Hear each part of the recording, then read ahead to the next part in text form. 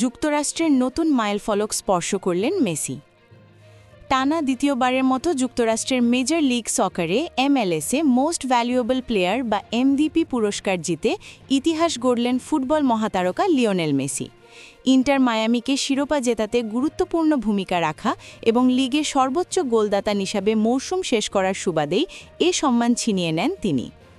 MLS-এর ইতিহাসে এই প্রথম কোনো খেলোয়াড় টানা 2 বছর জিতলেন মর্যাদাপূর্ণ MVP পুরস্কার।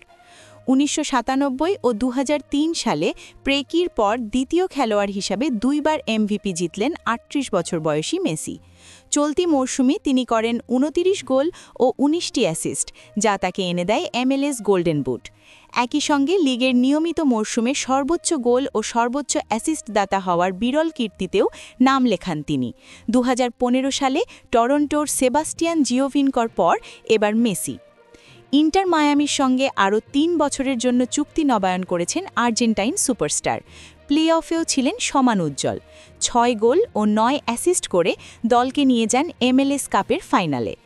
ভ্যাঙ্কুভারকে 3-1 ব্যবধানে হারিয়ে ইন্টার মায়ামির প্রথম MLS কাপ জয়ে 2টি গুরুত্বপূর্ণ অ্যাসিস্ট করে ম্যাচ সেরা ও MLS কাপ MVP হন মেসি।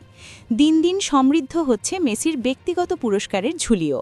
তার সংগ্রহে রয়েছে রেকর্ড 8টি ব্যালন ডি'র, 3টি ফিফা মেন্স বেস্ট প্লেয়ার, 2টি ফিফা বিশ্বকাপ গোল্ডেন বল, 3টি UEFA men's player of the year, 6টি ইউরোপিয়ান গোল্ডেন শু, 6 বার লা লিগার সেরা খেলোয়াড় এবং আর্জেন্টিনার বর্ষসেরা ফুটবলারের রেকর্ড 15টি পুরস্কার।